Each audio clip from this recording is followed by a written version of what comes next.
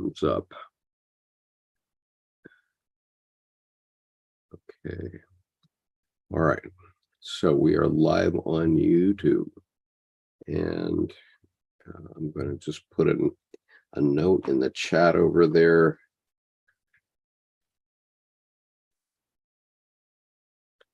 Okay. Good morning, everyone. Today we're going to cover the emergence of the feminine in Answer to Job.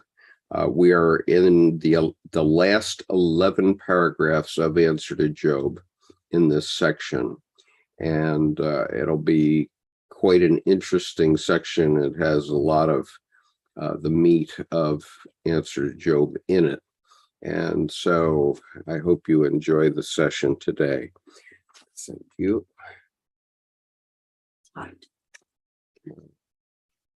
Important wife was kind enough to eat up the coffee for me.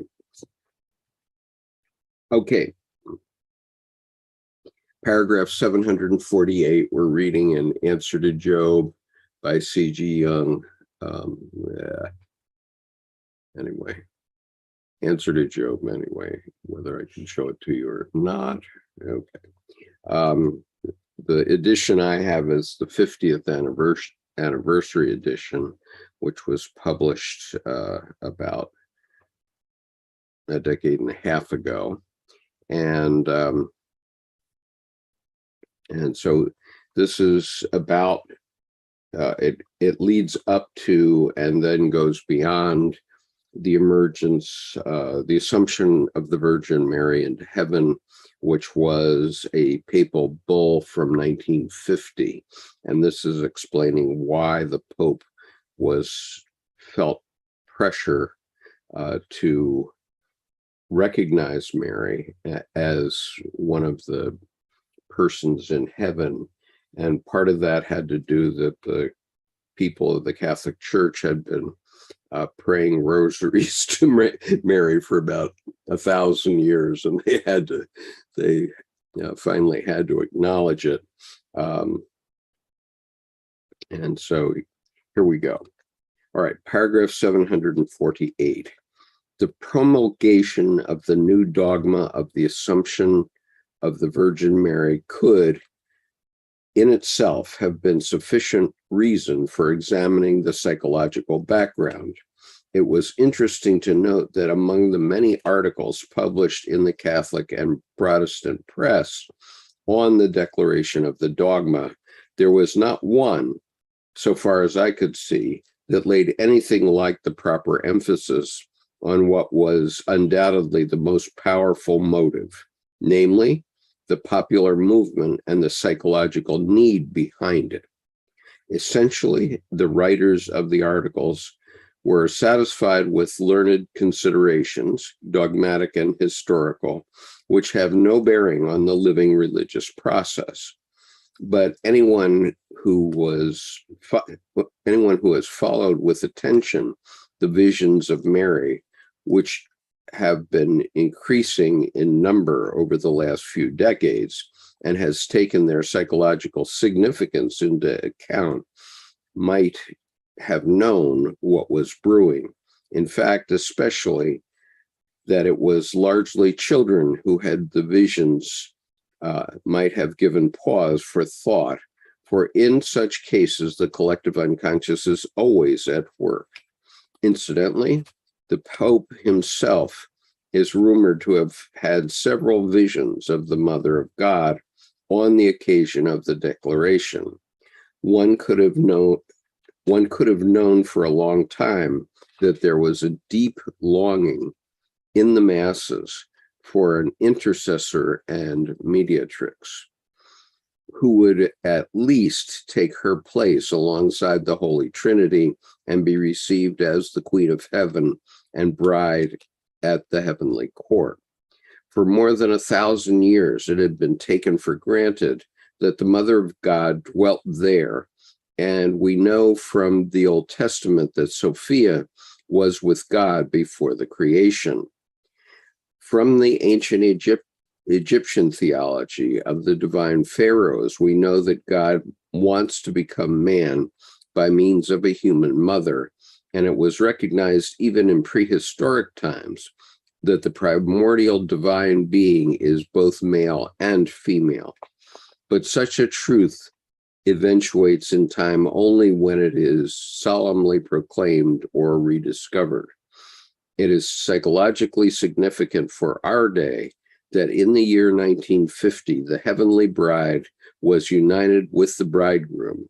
In order to interpret this event, one has to consider not only the arguments adduced by the papal bull, but the prefigurations in the apocalyptic marriage of the Lamb in the Old Testament anamnesis of Sophia. The nuptial union in the thalamus, the bridal chamber, signifies the hieroskamos. This is the mystical wedding. And this in turn is the first step toward incarnation, toward the birth of the Savior who, since antiquity, was thought of as the filius solus et lunae, the son of the sun and the moon, and the filius sapientiae, the wise son, and the equivalent of Christ. We therefore, a longing for the exaltation of the Mother of God passes through the people, like this tendency, if thought to its logical conclusion, means the desire for the birth of a savior, a peacemaker, a mediator pacem vatiens inter inimicos, which translates to a mediator making peace between enemies. Although he is already born in the pleroma, his birth in time can only be accomplished when it is perceived, recognized, and declared by man. Okay, so there's a lot of meat in that paragraph. It's more than a page long. And so there are important aspects of this. For those who don't know, we're reading Answer to Job, and it's a section about the emergence of the Virgin Mary into heaven, or the Assumption. And so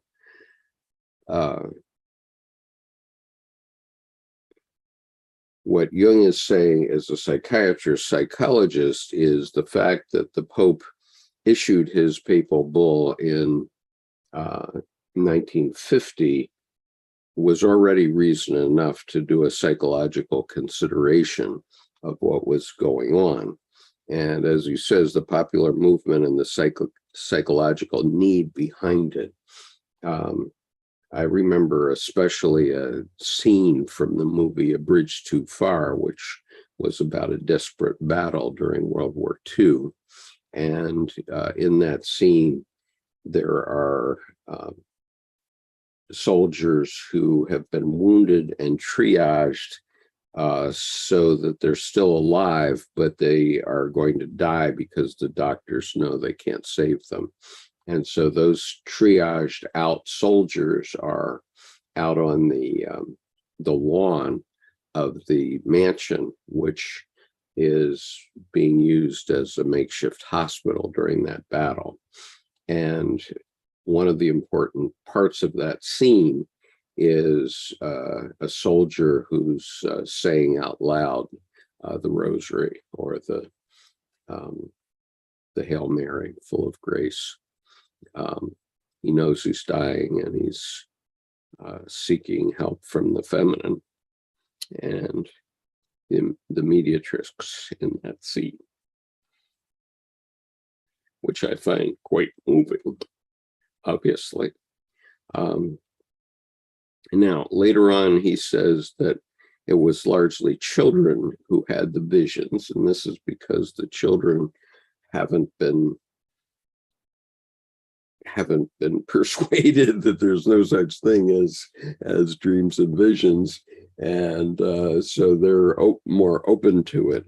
But we think of the saints, including Jeanne d'Arc, who was who was born, or who was 14 when she was leading the French army. And this is because, so Nancy, I've allowed you to talk, even though you don't want to appear. We are recording this on YouTube. So, young people like Jeanne d'Arc have connection with God more directly, and with the collective unconscious, which, as most of you know, I think Dr. Jung pointed to as the physical, or the at least psychological reality of God, although of course God is ineffable, so no one can define it. But to the extent there is a phenomenon in the human psychology, God is represented by the unconscious, by the God image in the self, and by the collective unconscious. And so, children are very attuned to it. They're like little antennas that can pick this stuff up out of the ether, out of the collective unconscious, and they're the ones that have visions or dreams of something like the Virgin Mary, which is exactly what Jeanne d'Arc did. But there's also the Fatima Shrine in Spain. These are all places of pilgrimage now, and I don't know all the details of this because I'm not attuned to Catholic saints, but nonetheless, there are a lot of them, and many of them are pointing to the intercessor and the mediatrix, which is what Dr. Jung was pointing to, the mediatrix being the feminine element that will be taking care of your interests as you go into heaven, and maybe pleading your case to God so that you can get into heaven. And Dr. Jung again points back to the Old Testament Sophia, which you can find in Proverbs 8. In most Bibles, I would say these days, because we've had patriarchal revisioning of the Bible, let's say, the word Sophia, which in Greek, as I understand it, means wisdom. Sophia has been changed to wisdom, and but it's very clear from that chapter of Proverbs that the person being referred to is feminine, and is the feminine side of God. It's very clear in that passage. And it's also clear from Dr. Jung's study of prehistoric times that the primordial God, divine, was both male and female, masculine and feminine. And then he goes on, it is psychologically significant for our day that in the year 1950, the heavenly bride was united with the bridegroom. And this comes up later as he discusses Protestantism. But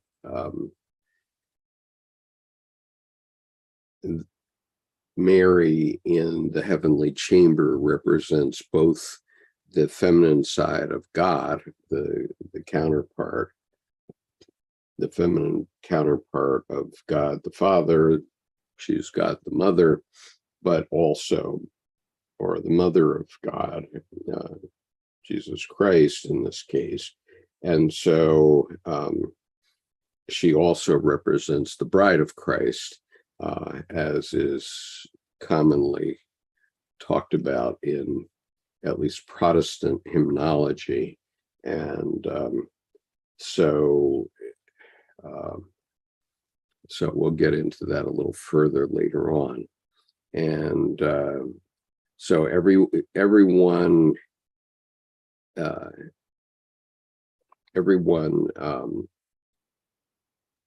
wants the birth of a savior who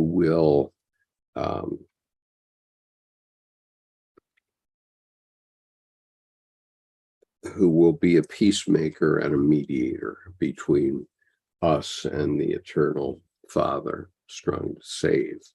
Okay, so we'll go on to paragraph 49, or 749. This is paragraph 749 now. And the reference is to the Papal Bull of 1950. The motive and content of the popular movement, which contributed to the Pope's decision solemnly to declare the new dogma, consists not in the birth of a new God, but in the continuing incarnation of God, which began with Christ. Arguments based on historical criticism will never do justice to the new dogma. On the contrary, they are as lamentably wide of the mark as are the unequaled fears to which the English archbishops had given expression. In the first place, the declaration of the dogma was changed. The declaration of the dogma has changed nothing in the principle in the Catholic ideology as it has existed for more than 1,000 years. And in the second place, the failure to understand that God has eternally wanted to become man, and for this purpose continually incarnates through the Holy Ghost in the temporal sphere, is an alarming symptom and can only mean that the Protestant standpoint has lost ground by not understanding the signs of the times and by ignoring the continued operation of the Holy Ghost. It is obviously out of touch with the tremendous archetypal happenings in the psyche of the individual and the masses, and with the symbols which are intended to compensate the truly apocalyptic world situation today. It seems to have succumbed to a species of rationalistic historicism and to have lost any understanding of the Holy Ghost, who works in the hidden places of the soul. It can therefore neither understand nor admit a further revelation of the divine drama. Now, keep in mind, Dr. Jung throughout is talking about the divine drama going from Proverbs 8 through the New Testament as a drama that is going on in everybody's psyche. And when you go to church, you hear a different part of the story every week as part of the lesson for the week. And gradually those stories cause your psyche to align in that kind of a way. Welcome, Nancy. I'm glad to see you here. Let's see. Anyway, you can certainly speak if you want to unmute. However, we are recording on YouTube.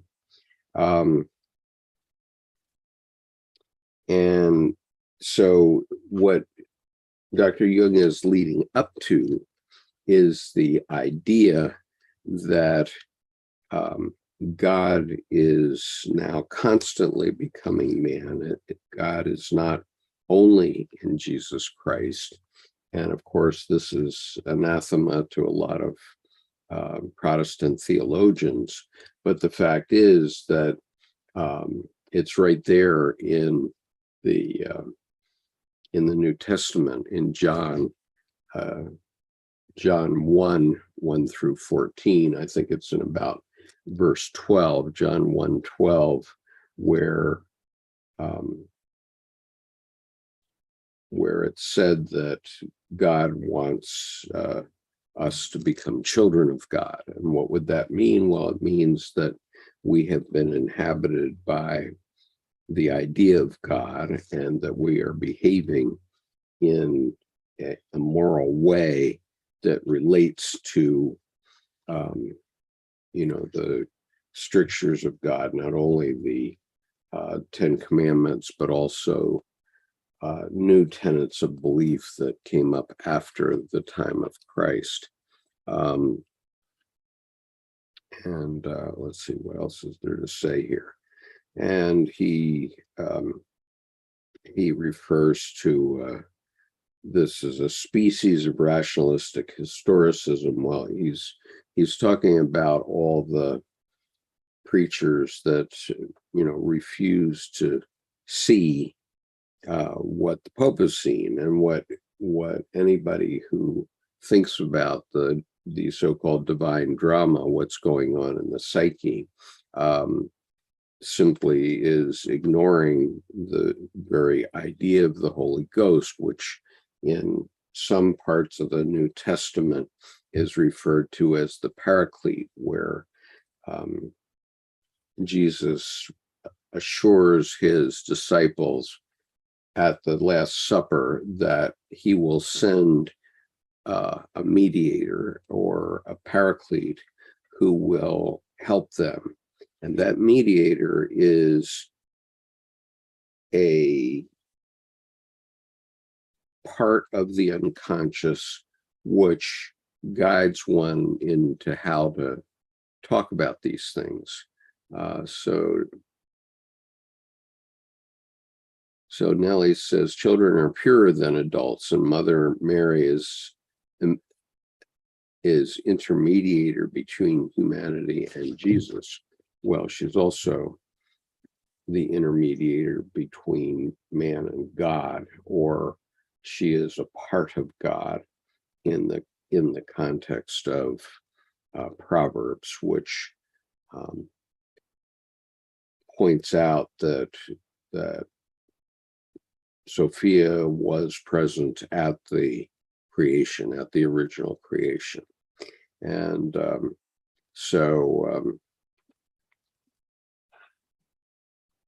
it doesn't mean that Jesus isn't important, but it is quite explicitly in the first 14 verses of John that Christ wanted everyone to become a child of God. Now, how is that done? Well, it's done by a new birth, okay? And, maybe the fundamentalists got it partially right when they talk about being born again. Born again would suggest that they have realized that they are children of God, and therefore are going to behave in a moral way as God would want you to. The question is, has that become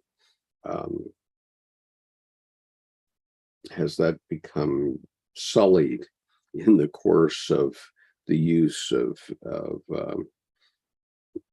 religion as a psychological and political bludgeon in our day? And that our day is not the first to have that situation, of course, because the organized religions have been using their faith and the faith of their parishioners to justify killing one another since time immemorial. And so now we have to step back and recognize something that is critical, and that is this. I'm going to show you a picture of it so that you understand that we have to step back. And this is it. That blue dot is Earth, and everything that has ever happened in history, exactly everything has occurred on that blue dot, and nowhere else. And so what we are realizing is that we're running into the limits of our planet, and therefore we have to enter into a new stage of consciousness where we recognize that our religions have been used as a way to divide us, but now we have to find a way for our religions to unite us. And that's the essence of what we're talking about and what Dr. Jung is talking about in Answer to Job. And so it's just a sort of a sobering look at why this is important.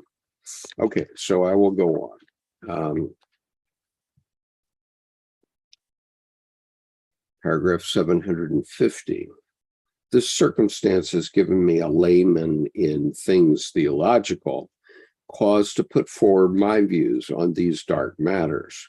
My attempt is based on the psychological experience I have harvested during the course of a long life.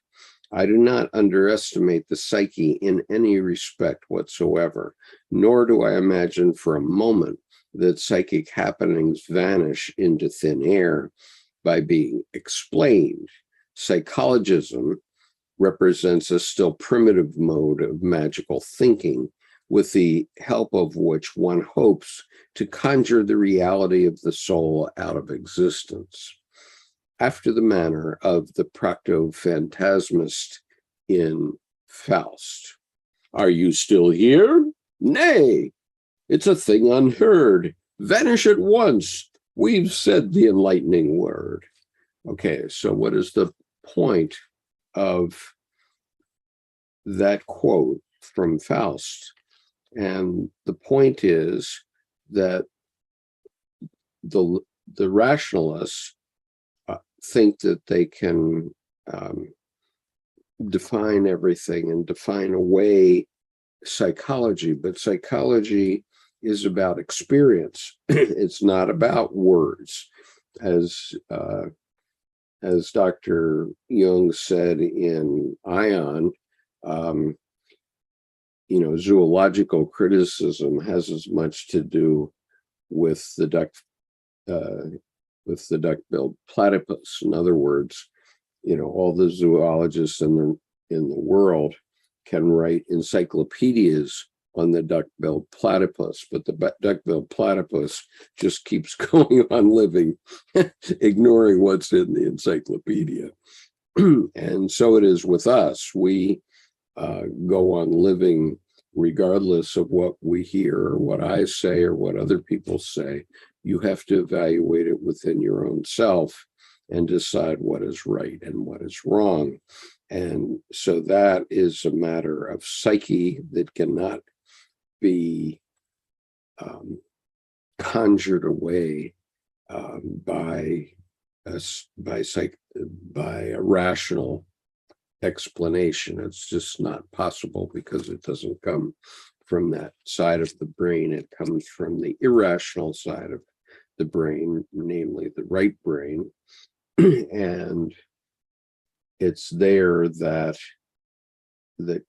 God is, and it's in the left brain that all the theological treatises going back to as long as human beings can write are from the left brain, and they're trying to explain this phenomenon in the right brain, which is in the end ineffable. We cannot describe it.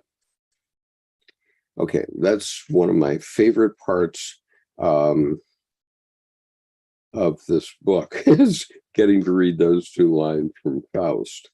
And so I will read them once more just for my own amusement. I hope you don't mind. Are you still here?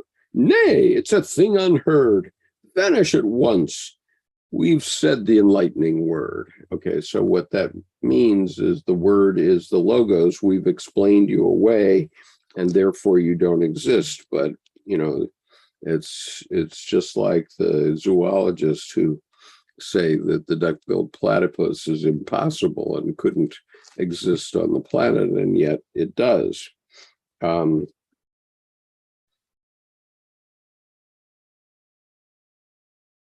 So there is a long footnote here that's worth noting. Okay, the papal rejection of psychological symbolism may be explained by the fact that the Pope is primarily concerned with the reality of metaphysical happenings, owing to the undervaluation of the psyche that everywhere prevails. Every attempt to add adequate psychological understanding is immediately suspected of psychologism. That is something that could be explained away. It is understandable that dogma must be protected from this danger. If in physics one seeks to explain the nature of light, nobody expects that the result to be that there be no light. But in the case of psychology, everybody believes that what it explains is explained away, which is not the case, obviously. However, I cannot expect my particular deviationist point of view could be known in any competent quarter. So Dr. Jung is being quite critical of his contemporaries and theologians and that sort of thing. Okay, now we get into one of the most important paragraphs of Answer to Job, and it's a paragraph that all of us need to take heed of, and that is paragraph 751. One would be very ill-advised to identify me with such a childish standpoint. However, I have been asked so often whether I believe in the existence of God or not, that I am somewhat concerned lest I be taken for an adherent of psychologism, far more commonly than I suspect.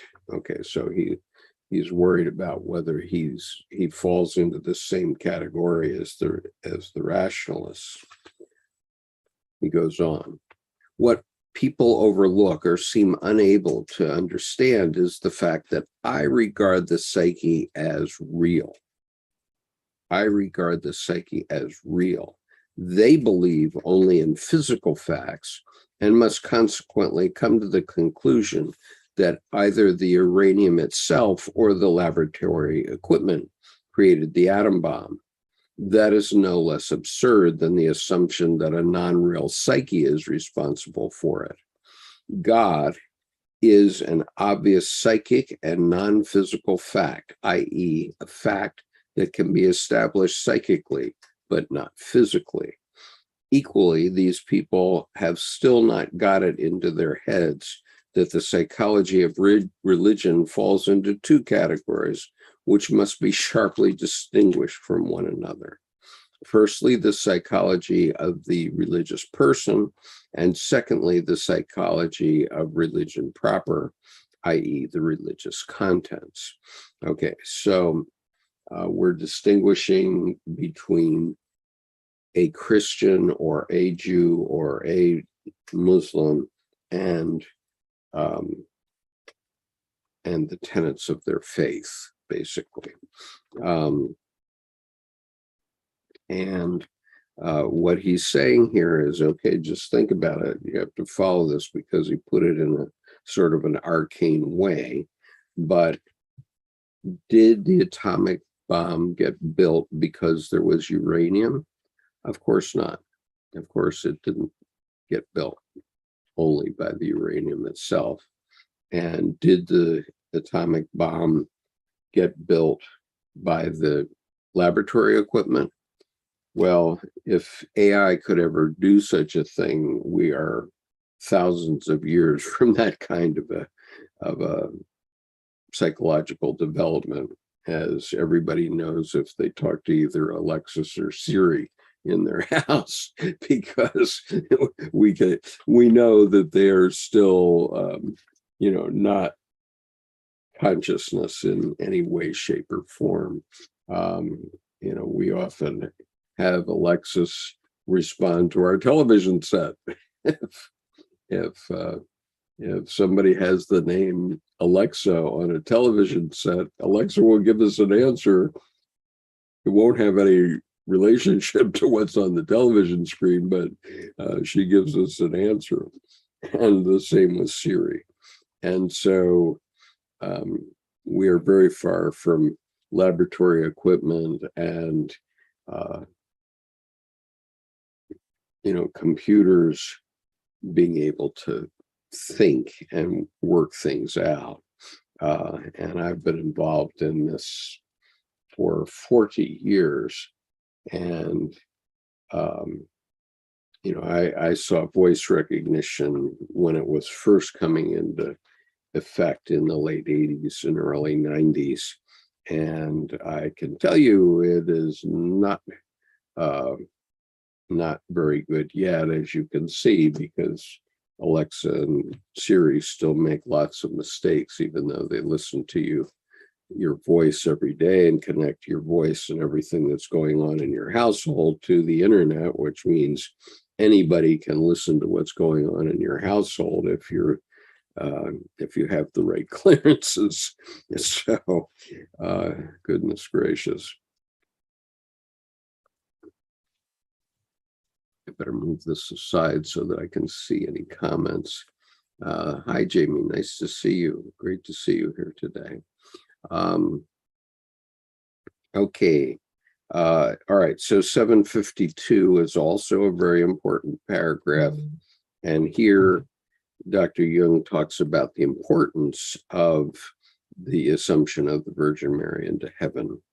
And here it goes, paragraph 752. It is chiefly my experiences in the latter field which have given me the courage to enter into the discussion of the religious question, and especially into the pros and cons of the dogma of assumption, which, by the way, I consider the most important religious event since the Reformation. Okay, so Dr. Jung is saying quite explicitly that he thinks that this papal bull that was issued in 1950 is the most important religious event since the Reformation. Why? Because it recognizes the significance of the feminine, quite simply. And it recognizes the emergence of the feminine. And if nothing else,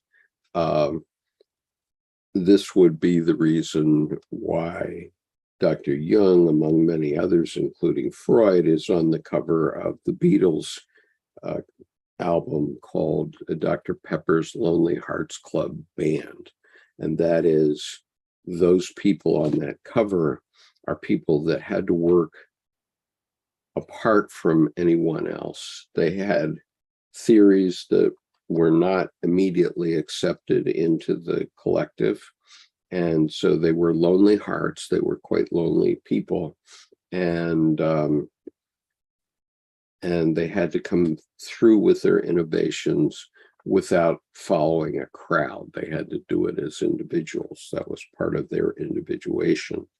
And the Beatles recognized that and put it on the cover of their album so that we could understand that 60 years later. Okay, so he says, going on with paragraph 752 now, it is a petroscandally for the unpsychological mind who can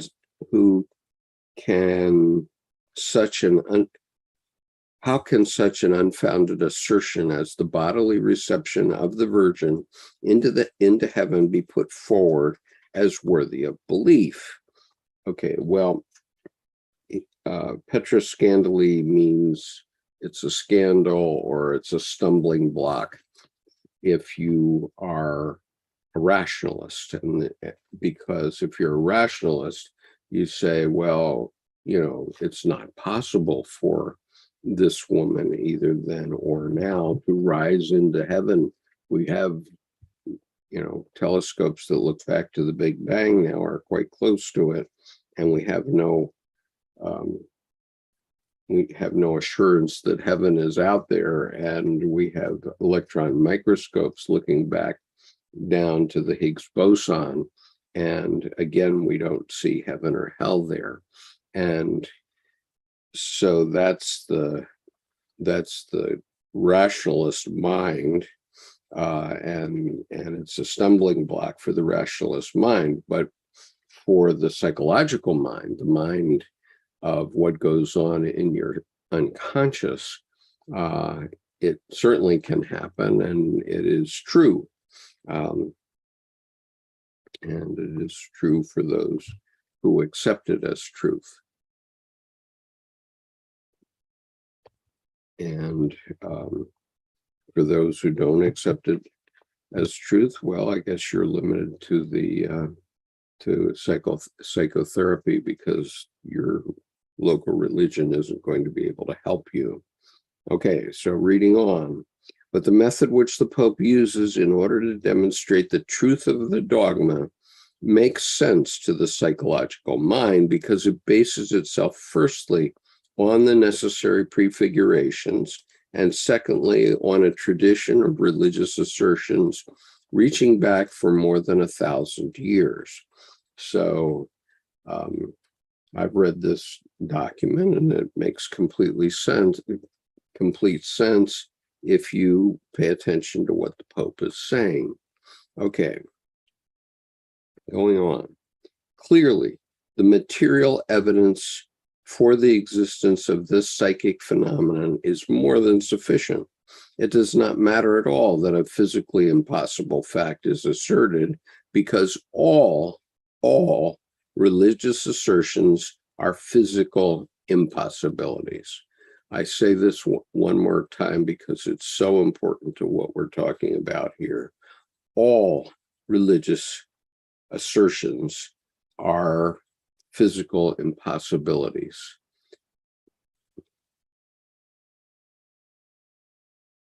I'm losing my place here.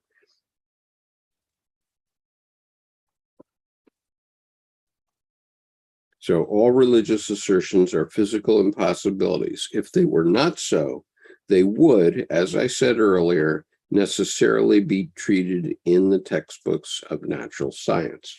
In other words, if there was any religious truth that could be demonstrated in the physical world, it would be in natural science, but they aren't.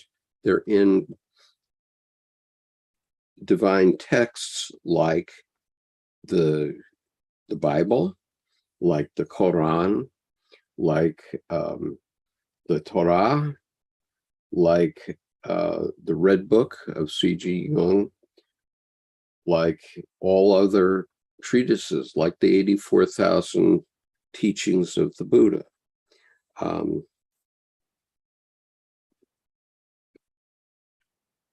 But religious statements, without exception, have to do with the reality of the psyche and not with the reality of the physis. So religious statements are about the psyche. They are not about the physical world.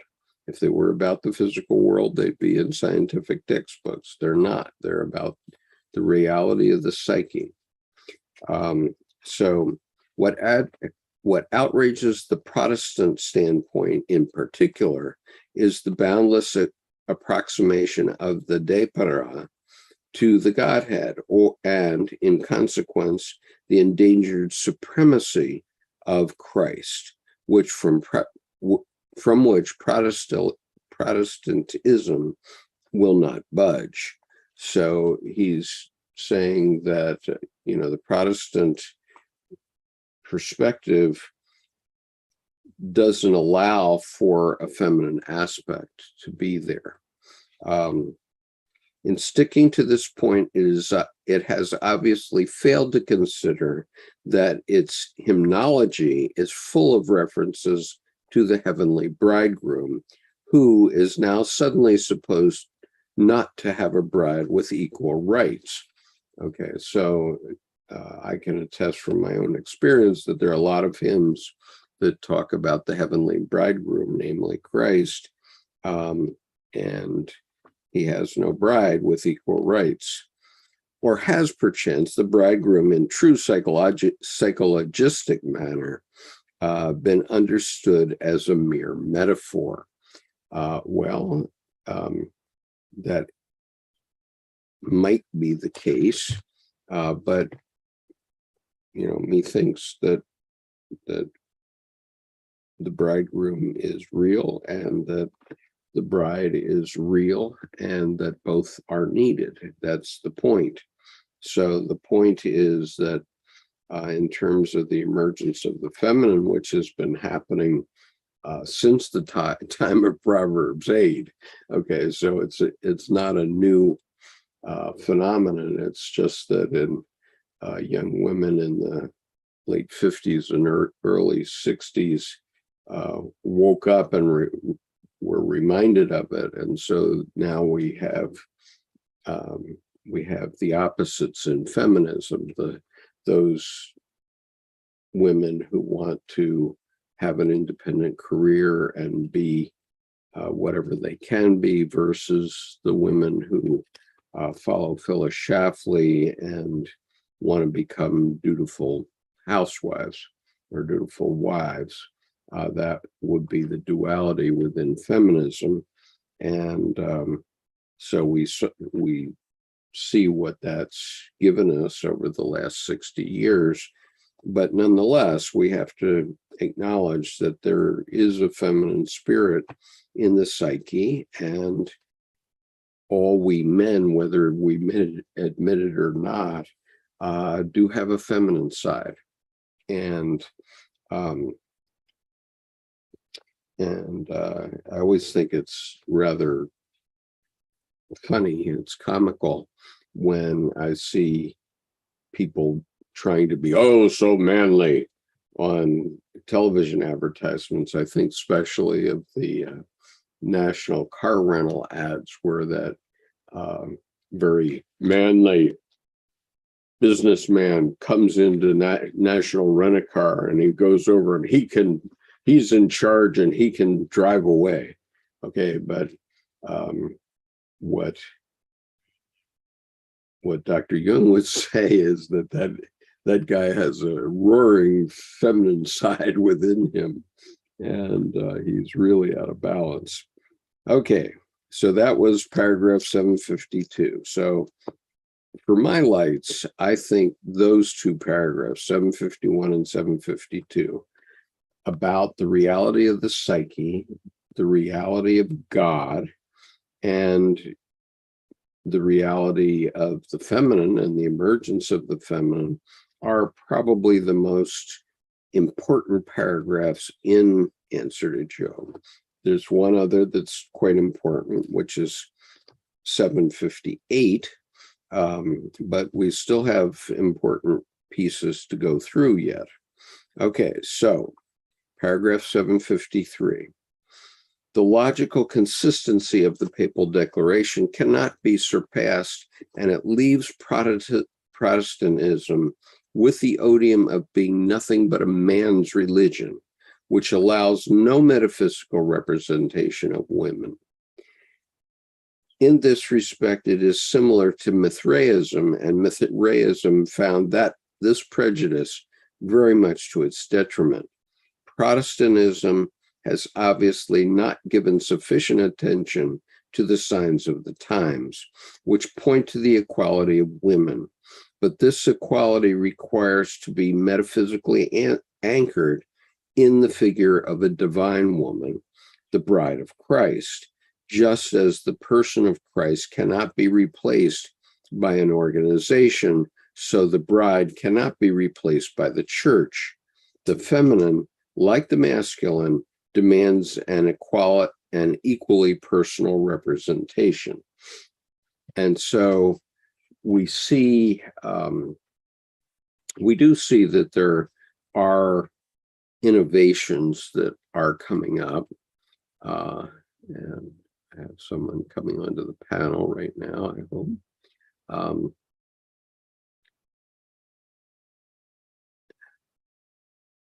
And okay, so Dick, I have allowed you to talk even if you don't want to appear, but if you speak, your voice will be recorded on the YouTube channel, which is live right now, right now. And so anyway, going back now, so what Catholicism did was to make the church the bride, and Dr. Jung says that ultimately is not going to be a winner. There has to be a feminine side. The Pope recognized that finally in 1950 with the Assumption of the Virgin Mary into heaven. And so, you know, there's a beginning of that change. But as I say, this emergence of the feminine has been going on for thousands of years. And it's reflected in Proverbs 8, which is in the Old Testament. And now it's coming forth in full measure since the 1960s. And now we have to move into this fifth stage of consciousness, which includes with it understanding that humanity itself, all of us on this planet, are living on that pale blue dot hanging out there in space. And we're either going to all figure out how to live together, or we're going to destroy ourselves, quite simply. And we have the way to do that. And so that's the crunch. Okay, so paragraph 754 is quite a long paragraph. It is 2.5 pages long. It's extremely important. And I do have time to get through it. So I will read it. I may read it in chunks. We'll see how it goes, because my throat is, or my voice is giving out.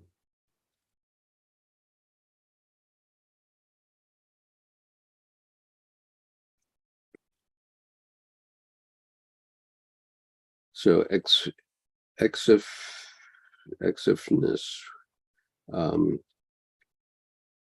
says on the YouTube chat, the error of the Holy Spirit that Jung and Edinger talk about is about to start. The third period that will bring the unity of opposites, Father, Son, will take place in Hagia Sophia, the Holy Spirit. And yeah, let us remember that everything that goes on in your psyche is based on opposites. Without opposites, nothing happens. Hot tries to become cold, cold tries to become hot, and ultimately, if there is a melding of hot and cold, then you have this temperature, which I can't define, but which surely would be nothing happening. You wouldn't feel hot and you wouldn't feel cold in that. You would be just hanging in space. And so, yes, we have to accept that there is a duality between masculine and feminine. Fortunately, my wife and I have long understood that we bring different perspectives to the party.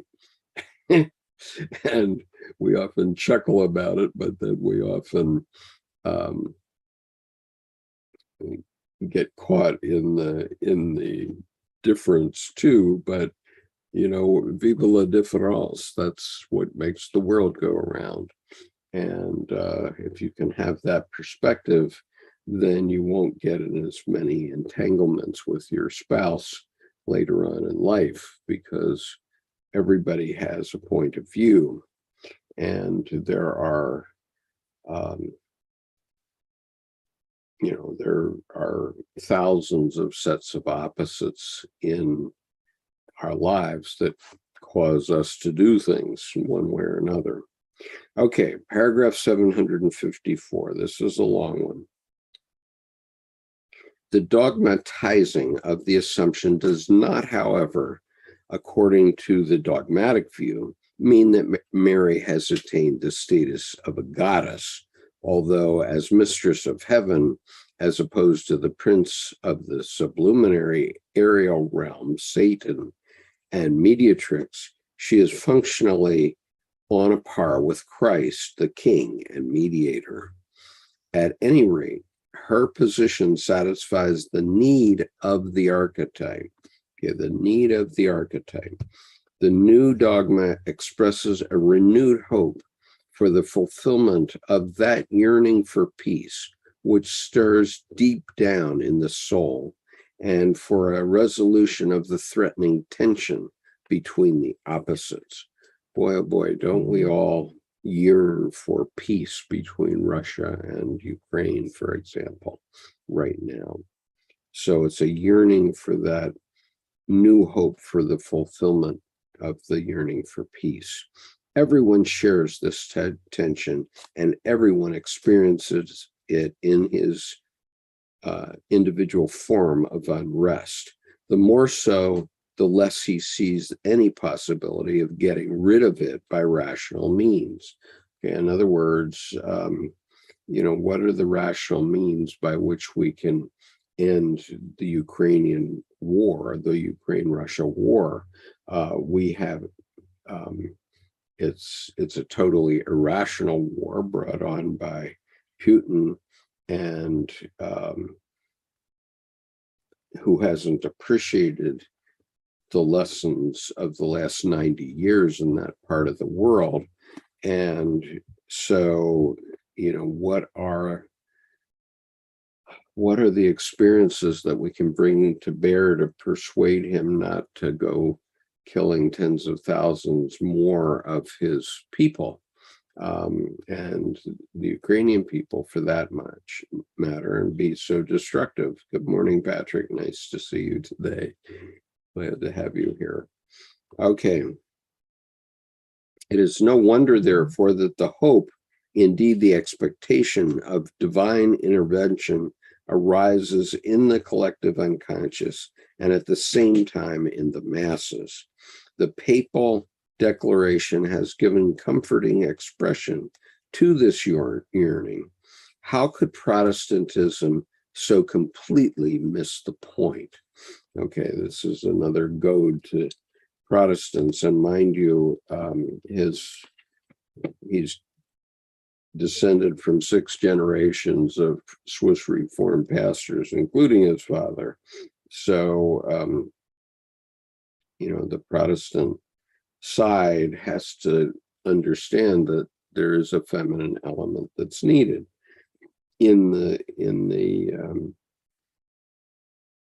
metaphysical aspect of their religion. How could Protestantism so completely miss the point? This lack of understanding can only be explained by the fact that the dogmatic symbols and hermeneutic allegories have lost their meaning for Protestant rationalism. This is also true in some measure of the opposition to the new dogma within the Catholic Church itself, or rather to the dogmatization of the old doctrine.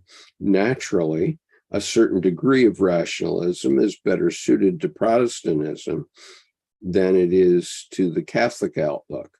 The latter gives the archetypal symbolisms the necessary freedom and space in which to develop over the centuries, while at the same time insisting on their original form, unperturbed by intellectual difficulties and the objections of rationalism.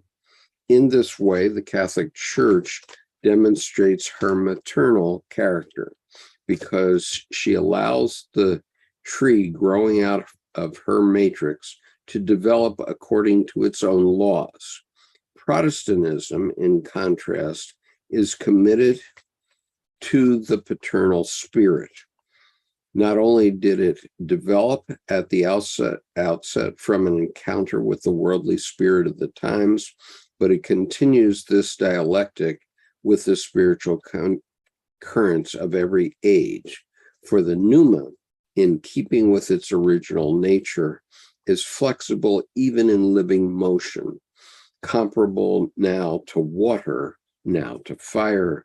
It can desert its original haunts, can even go astray and get lost if it succumbs too much to the spirit of the age. In order to fulfill its task, the Protestant spirit must be full of unrest and occasionally troublesome. It must even be revolutionary, so as to make sure that tradition has an influence on the change of contemporary values. The shocks it sustains during this encounter modify, at the same time enliven the tradition, which in its slow progress through the centuries would, without these disturbances, finally arrive at complete petrifaction and thus lose its effect. And so we find in the various Protestant churches, and as I understand it, there are more than 400 split-offs in Protestantism. But let's give an example of, I believe, the Methodist Church, where there's a big split now. The Methodist Convention, or whatever the group of Methodist churches, have split in two, or are about to, over the issue of LGBTQ, with half of not half, but with some of the churches wanting to deny LGBTQ and some wanting to accept it as part of the human species. And so that causes a split. There are many other examples over centuries that are splits like that. Meanwhile, the Catholic Church, as I understand it, has only split into 5 groups, which include obviously the Greek Orthodox, the Russian Orthodox, the Ukrainian Orthodox, and one other, I'm not sure.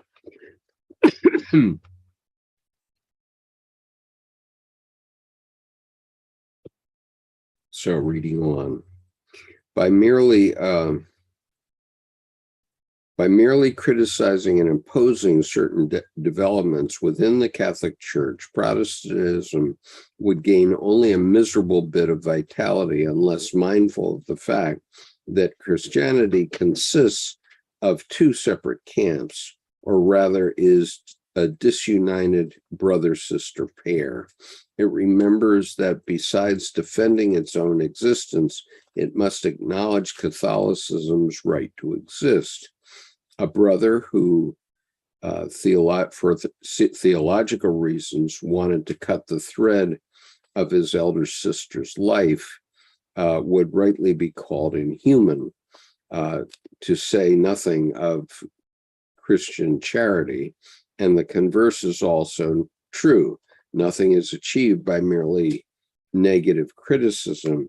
It is justified only to the desire that it is creative, or to the degree that it is created. So negative criticism only works if it is creative, not if it's destructive.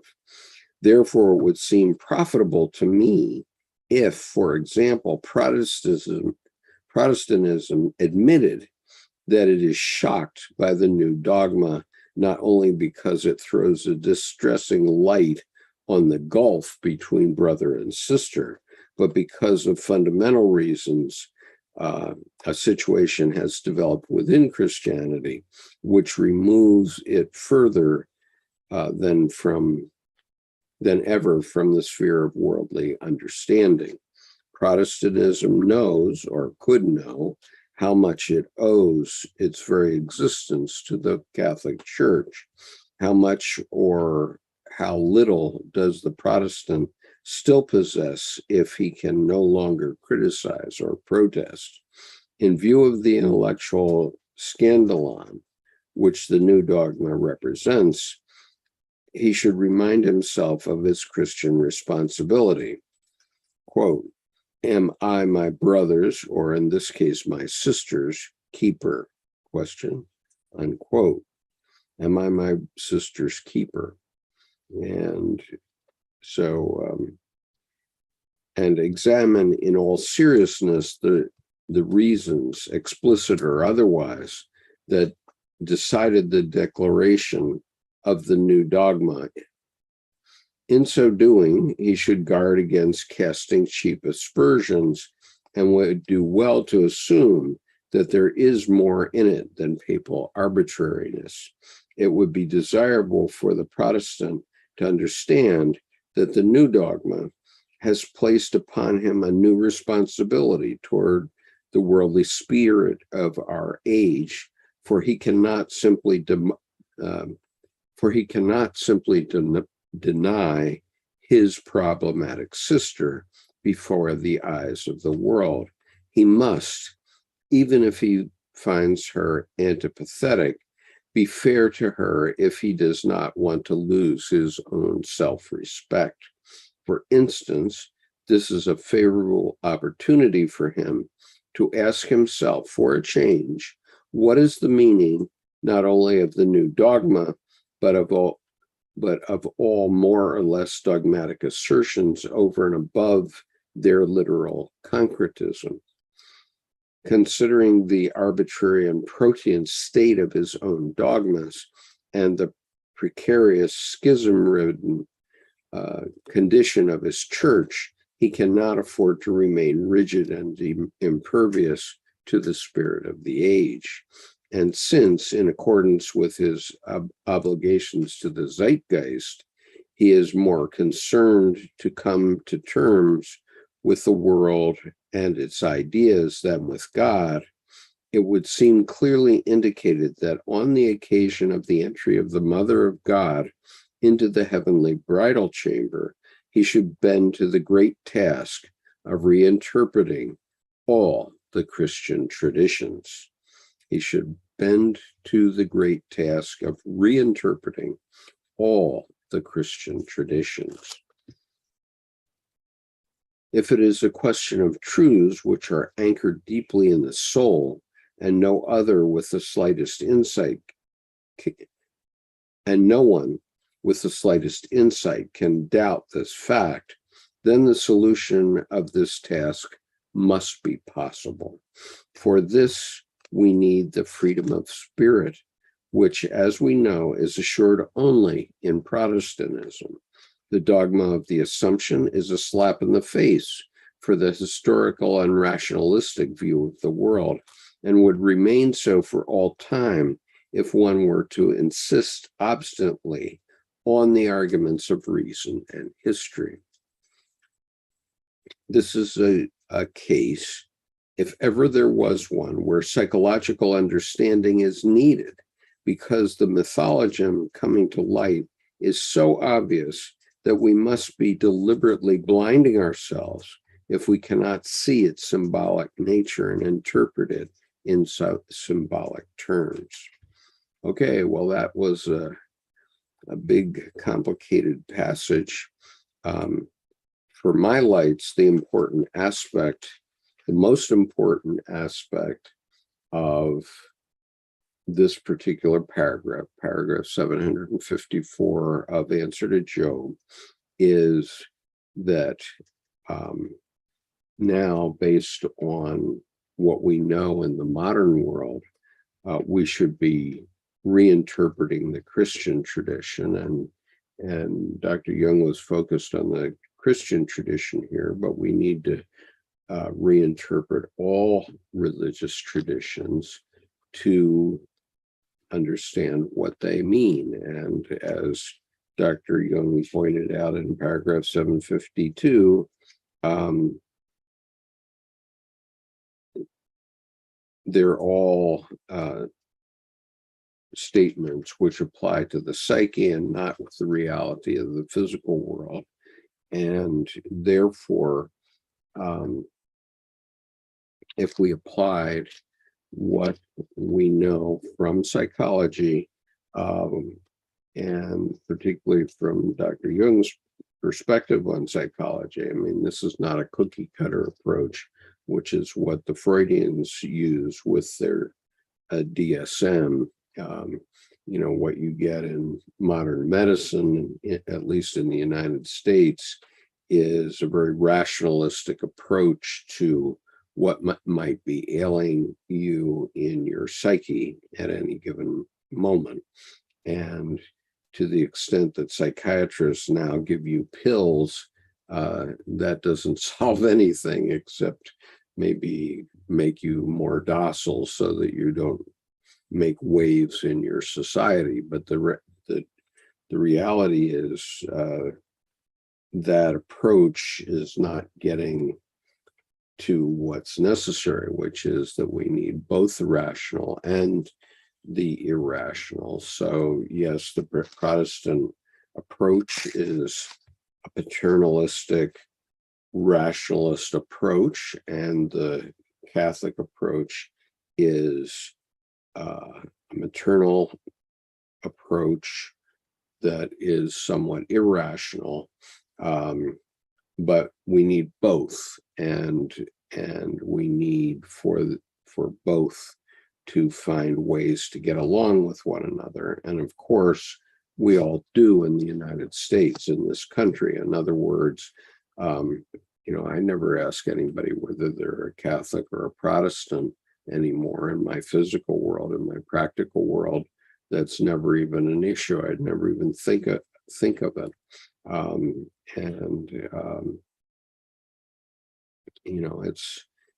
It's not profitable to even get into discussions about religion, because if you have to insist on the truth of your dogma, then of course every other religion is going to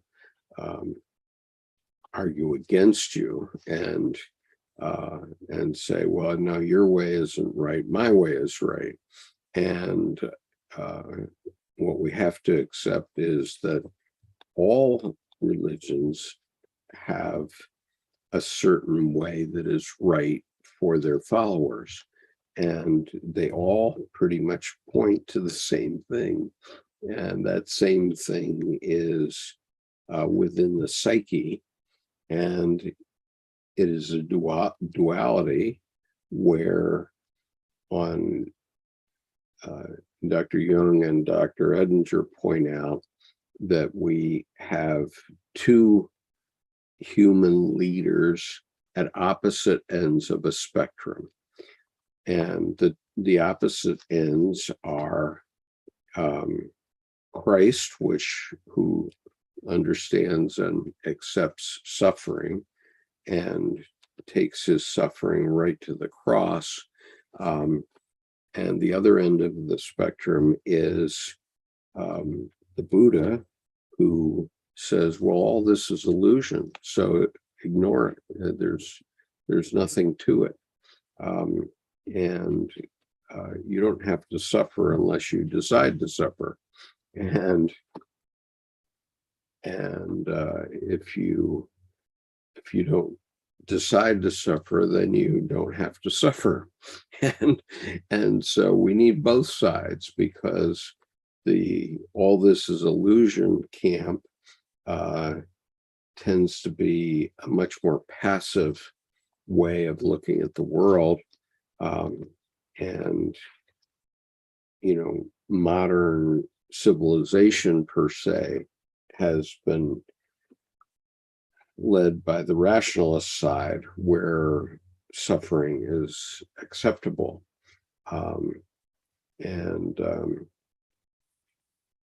And so the advances of modern civilization have come up through suffering at every level, whereas the Buddhists are basically chill. They say it's all illusion, so I'm not going to worry about it.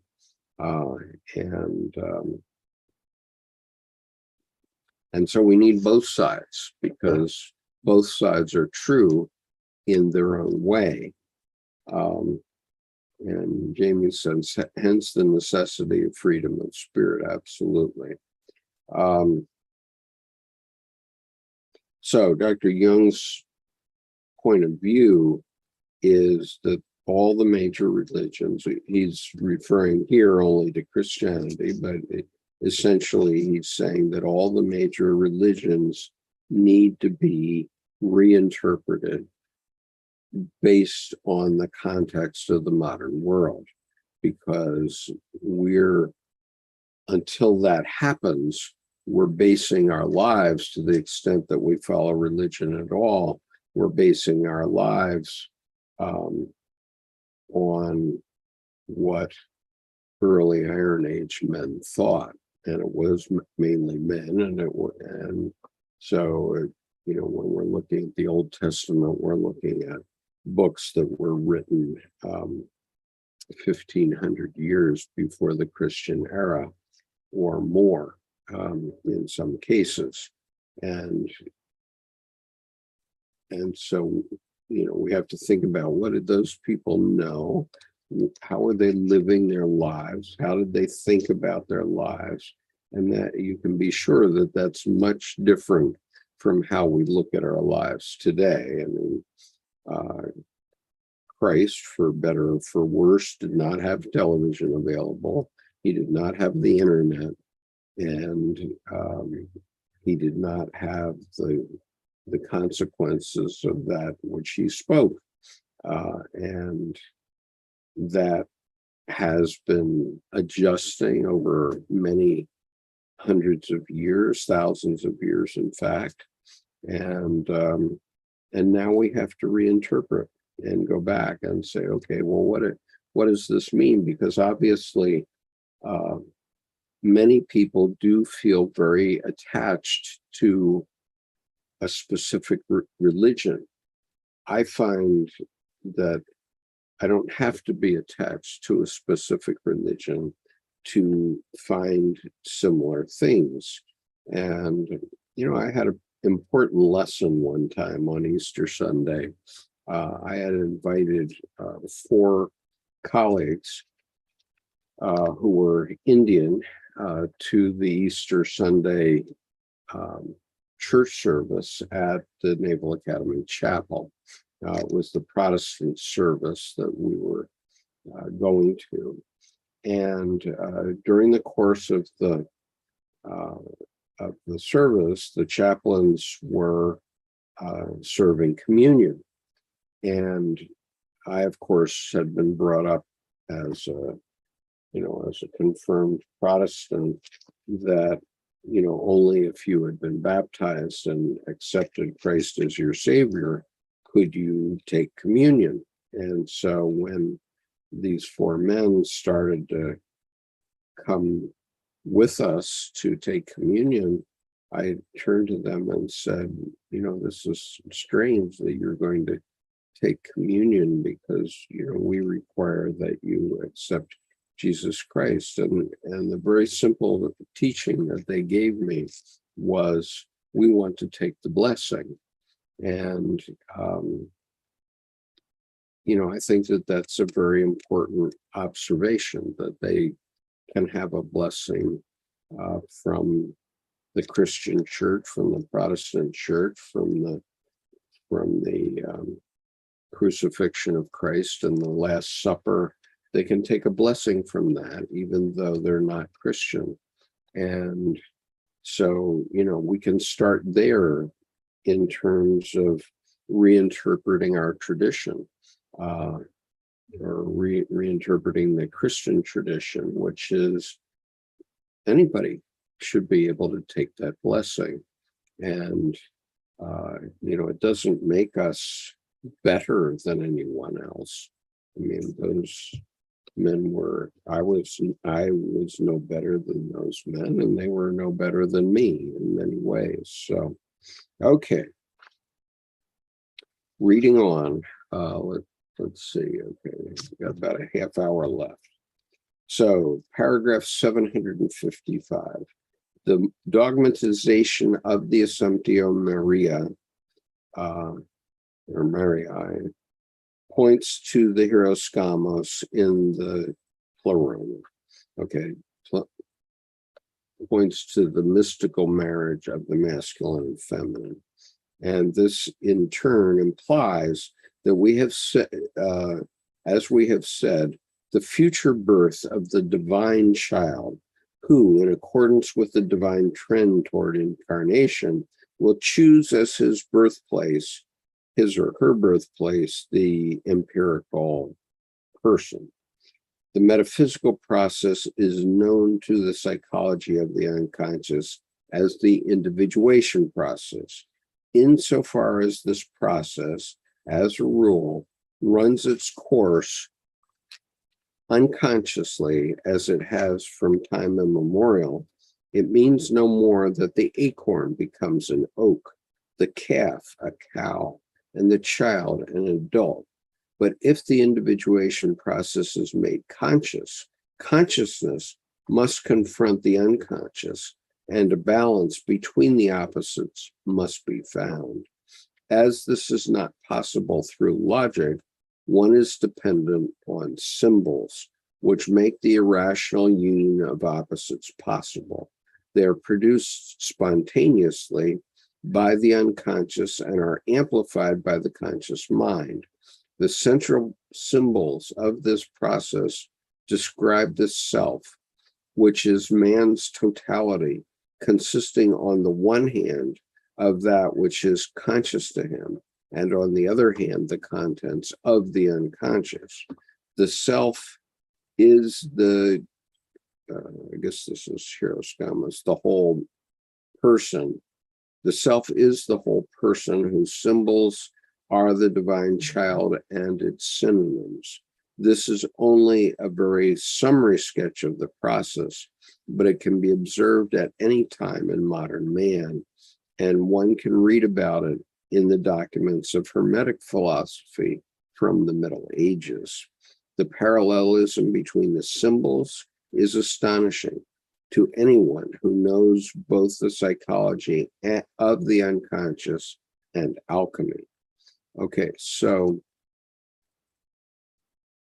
what Dr. Jung is saying is that sometimes we have opposites and they may seem at loggerheads very powerfully at some point. Okay, and so we have this in our current affairs right now. We have in the United States, we have the red states and the blue states.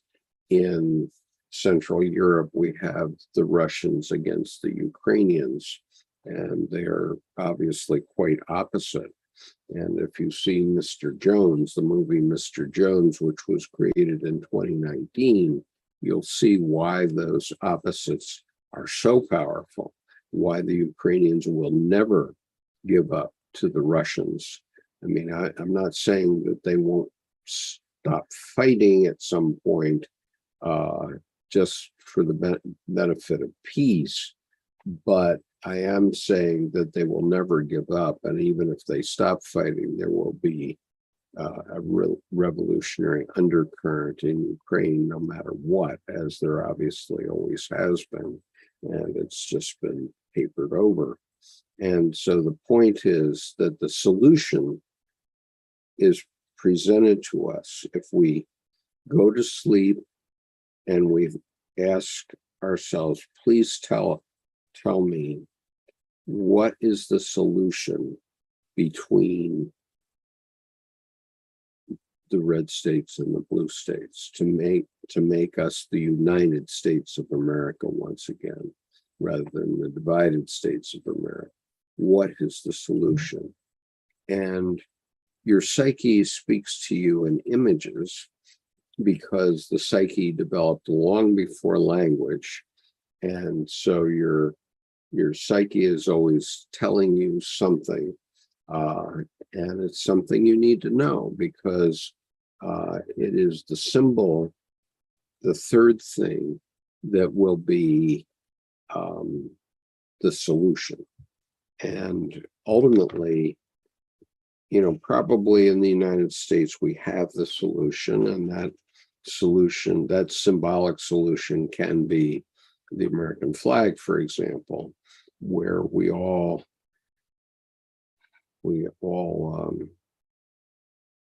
meditate on what it means to be an American versus what it means to be a strong believer in Donald Trump as opposed to Joe Biden. What does it mean to be an American? And what we find is that there is a middle path, a middle ground. And we don't have to like everything on the other side, okay? As all married couples will know, it wouldn't be possible to like everything about your spouse. I mean, you like everything about your spouse during the honeymoon period, which is a period of projection where you think that you found the perfect person to spend the rest of your life with. But after you've actually lived with them and married and actually had a child with them, perhaps, the differences emerge and you are at loggerheads with one another. And so you have to find a solution. And in the United States, in 50% of all cases, the solution is that the marriage blows apart. And in the other half of marriages, they make accommodations. They accept that they don't always agree with this other person, but they're building a family together, whatever it is, and that is a consolation. It's how we adapt to the difficulties of living our lives as a pair of opposites that keep us moving. And so anyway, so the symbol emerges in the form perhaps of three beautiful children who, in my case, the solution was a divorce. However, that divorce made it possible for my former wife and I and my current wife to develop three beautiful children who today, 40 years later, I can honestly say that I see no difference between how my children currently interact with me and how they would interact with me if I had stayed in my first marriage. All of the parties involved, including them, had to adapt to what was going on at the time. And in my case, that adaptation meant a divorce and a remarriage. And, I never intended to have a divorce. I was with my first wife for 17 years, but I've been with my second wife, my current wife, for twice that long. And the reason is that our perspectives on the world fit together better than the perspectives of my ex-wife and me. And my ex-wife and I still have a loving relationship. We can go out to dinner with her husband and her and have a perfectly nice evening together. I suppose it's true that there are many people who don't have that luxury, who burned their bridges and therefore don't have a strong relationship with their former spouse. But I was careful to cultivate that with both my daughters and my ex-wife. And so the result today is we're still a happy family. And, in June, I was at the graduation party of one of my grandsons who is now 18 and has started college. And, my ex-wife stood in the family picture. My ex-wife stood about a meter and a half from me in the picture, and my current wife stood about 10 meters, or no, 10 feet away from me in the picture. And so I should explain those units of measure. My ex-wife stood about 1.5 feet from me, and my current wife stood about 10 feet away from me in that very large photograph. And after nearly 40 years of that, I think that that's remarkable how many other divorced couples can say that. Okay. So going on now, paragraph 756. The difference between the natural individuation process, which runs its course unconsciously, and the one which is consciously realized is tremendous. In the first case, consciousness nowhere intervenes, and the end remains as dark as the beginning. In the second case, so much darkness comes to light that the personality is permeated with light, and consciousness necessarily gains in scope and insight. The encounter between conscious and unconscious has to ensure that the light which shines in the darkness is not only comprehended by the darkness, but comprehends it. The filius solus et lunae is the symbol of the union of opposites, as well as the catalyst of their union. It is the alpha and omega of the process, the mediator and the intermedius. It has 1,000 names, say the alchemists, meaning that the source from which the individuation process rises and the goal towards which it aims is nameless, ineffable. Okay, now I should just check to see if I have some message from my colleague, Mr. Hoggard here. So just a moment while I do that.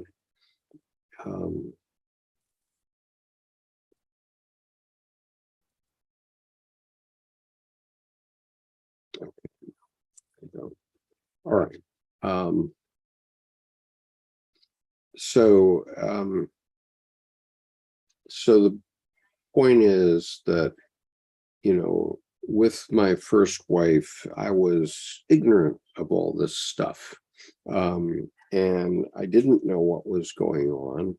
We did see a family therapist who supposedly had some knowledge of Jung, because by then I had realized that there was an important distinction between the Jungians and the Freudians. And I don't know why I did, because it didn't really come to me in that way at that time, but I definitely did. And as a result, there was no light came in. It was just my ex-wife's reaction versus my reaction. And, at the time that was oil and water, and the marriage couldn't be saved. Whereas if I had had more information, like what comes out in the course of this course on Answer to Job, I might have looked at the situation differently. And And that isn't to say that I'm unhappy with the way my life turned out. I'm quite happy about the way my life has turned out, but it it would have been different if I had known something more about psychology. Okay, so one more paragraph for today, and that will take us to paragraph 758, which is the last paragraph, and I'll leave that for next week because it has tremendous implications, and I'll interact with Jordan over the coming week and see if he can be sure to be present and maybe reflect on some of the things that have come in these weeks that he hasn't been able to be here. So paragraph 757.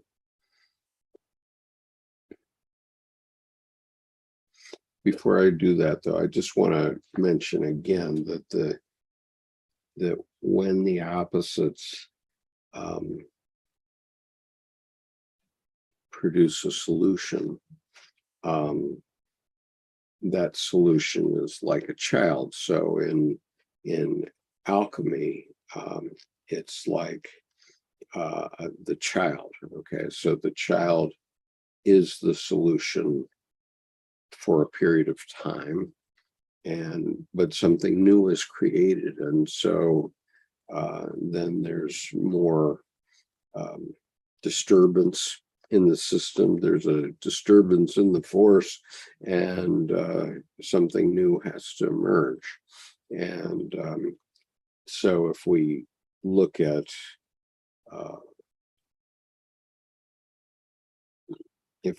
that, we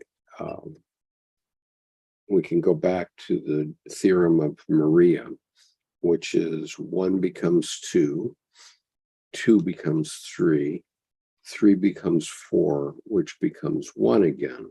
Okay, that's the simple theorem of Maria that has been in the Western mind since the 3rd century, so nearly 2,000 years. And it's an alchemical theory, but very simply, if we look at it in terms of our lives, 1, the lonely individual who needs a spouse and helpmate, becomes 2. We meet somebody who fulfills our needs for wholeness. Whether or not they're of the opposite sex is not the issue. We find somebody who we can share our lives with, and then those 2 become 3. In other words, in typical family life, the child, a physical child, is born, whereas in an LGBTQ life, no physical child is born. However, a child might be adopted, for one thing, and that can become the 3rd thing, or something else wonderful can emerge from that relationship. And it's impossible to say what emerges. That is a mystery, which is only important for the couple involved to know and understand that mystery. But if that mystery works for that couple, then they can go on and achieve other things, and those other things will be their child. And so, I hope that that's clear. Okay, so anyway, now going to paragraph 757, and I don't mean to preclude you by this set of teachings that Jordan and I have been working on for half a year. I don't mean to preclude any thoughts that you might have if you read this book, Answer to Job. I think you ought to get a copy of it, mark it up, as I have, with the the sentences that you think are important and reflect on those sentences. And if you do that, it's going to mean a lot to your life. That's what I think. So, paragraph 757. It is only through the psyche that we can establish that God acts upon us, but we are unable to distinguish whether these actions emanate from God or from the unconscious. We cannot tell whether God and the unconscious are two different entities. Both are borderline concepts for transcendental contents. But empirically, it can be established with a sufficient degree of probability that there is in the unconscious an archetype of wholeness, which manifests itself spontaneously in dreams, etc., and a tendency, independent of the conscious will, to relate other archetypes to this center. Consequently, it does not seem improbable that the archetype of wholeness occupies as such a central position which approximates it to the God image. The similarity is further borne out by the peculiar fact that the archetype produces a symbolism which has always characterized and expressed the deity. These facts make possible a certain qualification of our above thesis concerning the indistinguishableness of God and the unconscious. Strictly speaking, the God image does not coincide with the unconscious as such, but with a special content of it, namely the archetype of the self. It is this archetype from which we can no longer distinguish the God image empirically. We can arbitrarily postulate a difference between these two entities, but that does not help us at all. On the contrary, it only helps us to separate man from God and prevents God from becoming man. Faith is certainly right when it impresses on man's mind and heart how infinitely far away and inaccessible God is, but it also teaches his nearness, his immediate presence, and it is just this nearness which has to be empirically real if it is not to lose all significance. Only that which acts upon me do I recognize as real and actual. But that which has no effect upon me might as well not exist. The religious need longs for wholeness, and therefore lays hold of the images of wholeness offered by the unconscious, which independently of the conscious mind rise up from the depths of our psychic nature. So this is why in Islam, they do not allow images of God, because that would be too concrete. As soon as you have an image of God, then you can say what's wrong with that image of God. But God is both things. He's both rational. He, she, or she, capital S/AG, is both rational and irrational, both trying to protect you and trying to destroy you. And you need to come to terms with that one way or another. And so the individuation process is the process of understanding all these different inputs that are coming at you constantly, day in and day out, and integrating them into your own life so that you see how they're what they are significant of. And so what we had in our last president was a divider in chief, someone who wanted to find divisive arguments about everything under the sun. And what we need is a president who unites. And so when we watch tomorrow the funeral of Queen Elizabeth II, let us all reflect on the fact that this woman gave her life to the idea of the unity of Great Britain, the United Kingdom, the Commonwealth of Nations, and to humanity itself. And therefore, her life as that symbol is incredibly important to all of us. And of course, the United States has become a similar kind of symbol in the world, which is more reflected by the struggles of Christ, in the sense of suffering, because we're all suffering from our divisiveness right now.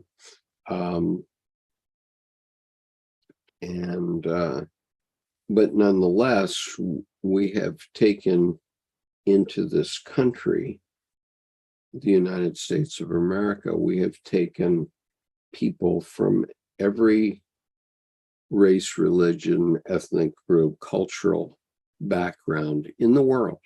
And they come here for, let's say, 5 to 7 years. They study the history of the United States, and then they're allowed to become naturalized Americans. And in fact, then they are Americans. And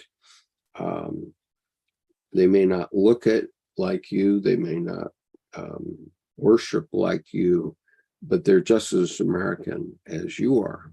And when this is why the U.S.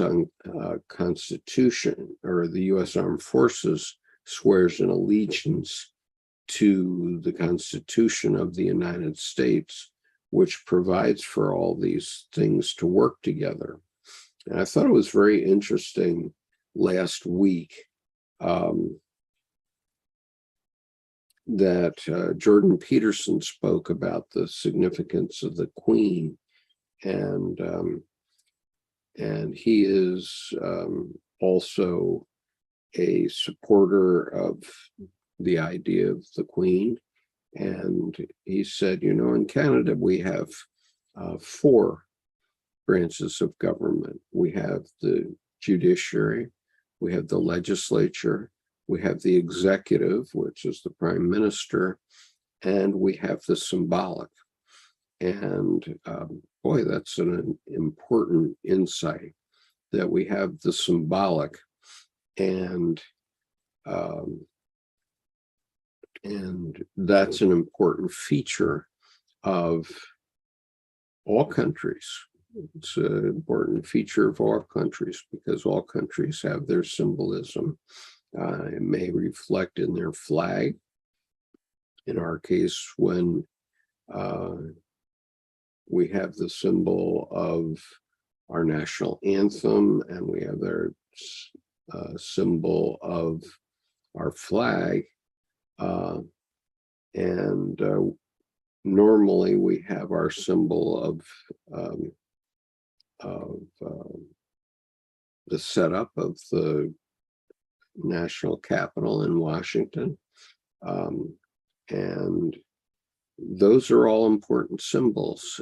And so, as a result, every week there are many millions of Americans at some sporting event, and the first thing we do before the game is played is we sing the national anthem. We put our hand over our heart. We face the flag as a symbol of our unity as a nation. And, and some people do protest. And when they protest, we need to pay attention to that, because that protest says that the symbol isn't working for me right now. And we need to, it's not a question of us forcing our symbol or our symbols down the throats of other people, as many would like to. It's a question of all of us finding a way so that all Americans and all people in this continent, but especially, American citizens, how we can all honor our symbols without detracting from them. Not that, and we know that every person that's been involved in revolution or rebellion or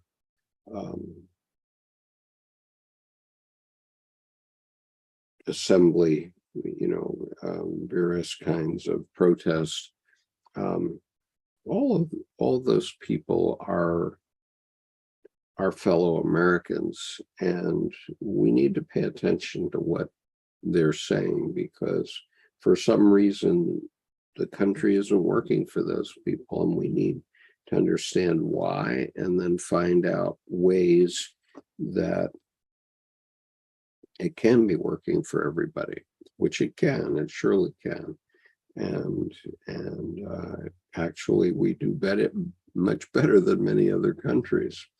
But I'm encouraged by the quote from Winston Churchill, which is, America always finds the right answer after trying everything else. Well, we're trying a lot of things quite painfully right now, but I have not only faith but knowledge and conviction that we will find the right answer to this divisive country that has been revealed and needs to go back to a certain amount of ecumenical relationship to one another.